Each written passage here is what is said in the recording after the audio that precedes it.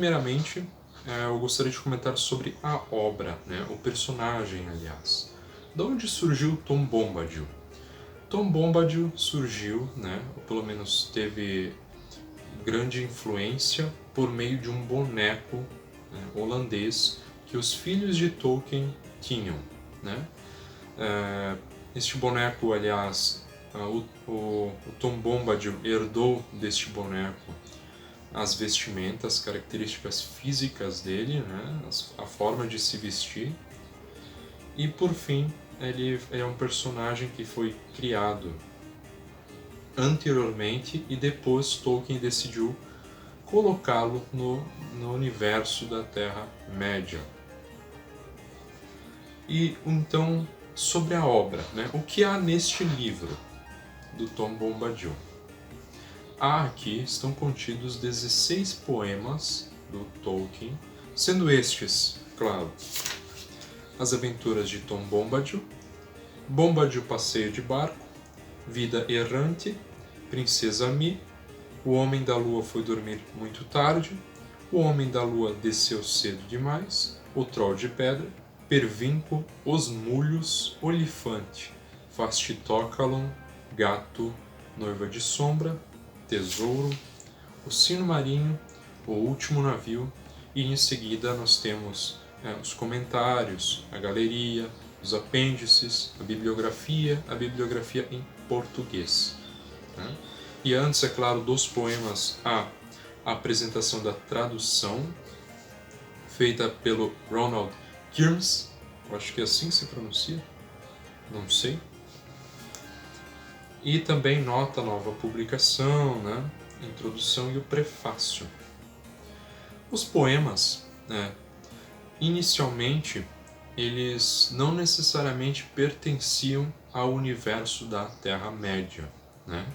O que eu digo com isso? Bom, alguns poemas, dando um exemplo, eles foram produzidos, as primeiras versões foram produzidas anos antes de sequer vir o Hobbit, né?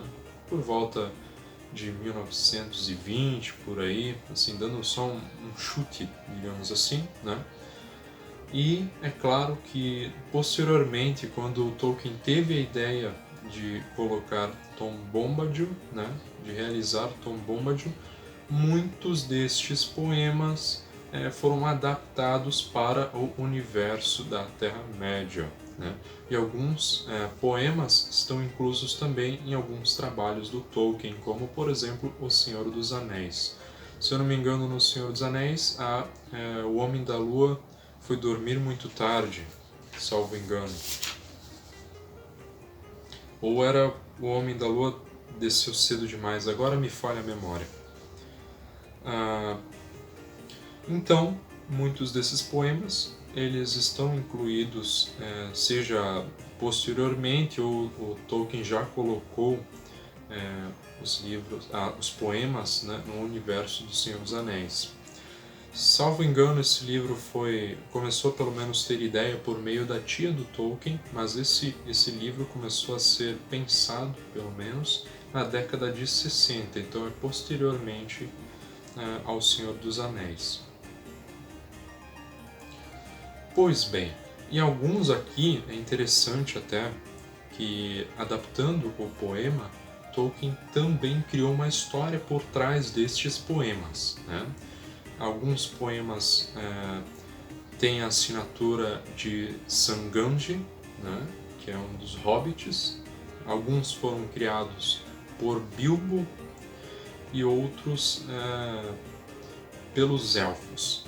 Então é muito interessante ver algumas variações e tudo mais, que a justificativa do Tolkien em relação a isso é realmente que na Terra-média aconteceram alguns fatores que causaram essa mudança. Por exemplo, um hobbit decide ler e reescreve no lado alguma coisa, enfim. Tem essa plasticidade do Tolkien que é muito interessante, dessa história que ele criou, né, por trás dos poemas. Em que consiste a obra? Pois bem, o livro, portanto, este livro aqui, né? É um livro com uma ilustração muito bonita, parte de trás, abrindo ele assim. Então é realmente um livro pequeno, né? Mas é muito bonito. E então, neste livro estão inclusos a nota do tradutor, né? Que, aliás, como eu já disse, é o Ronald Kirmes. Essa parte eu vou cortar que fica estranho.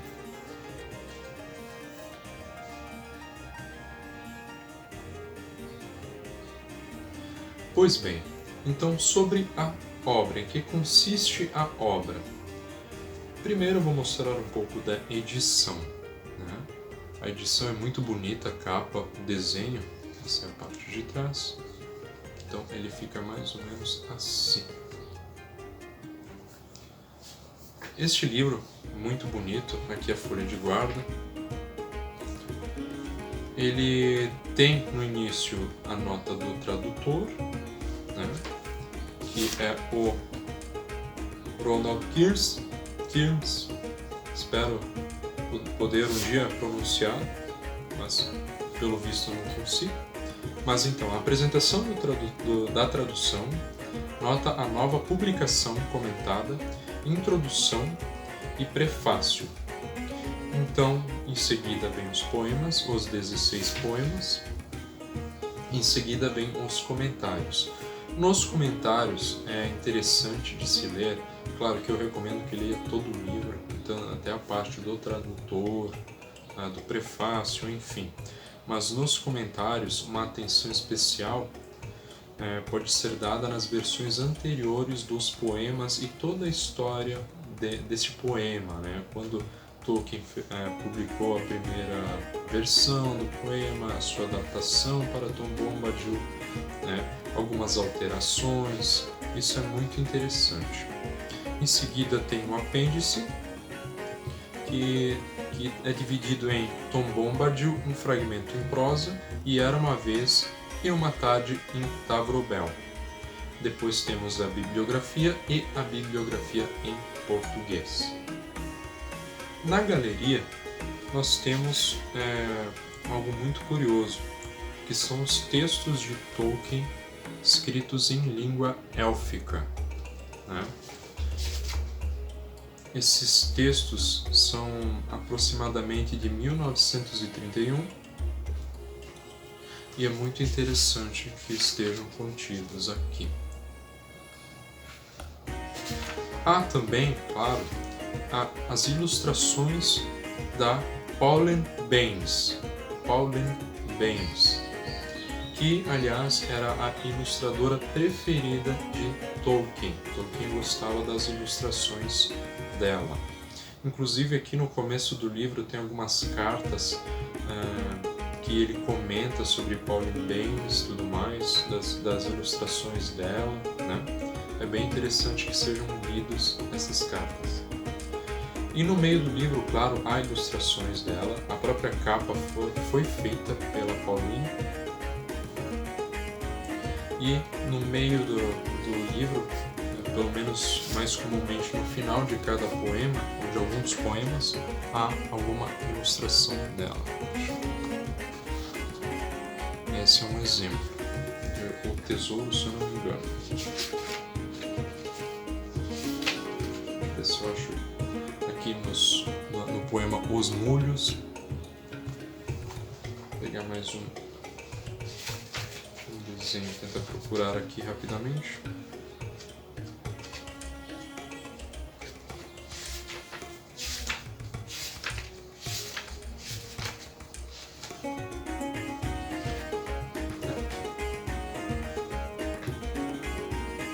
São desenhos, são ilustrações realmente muito bonitas.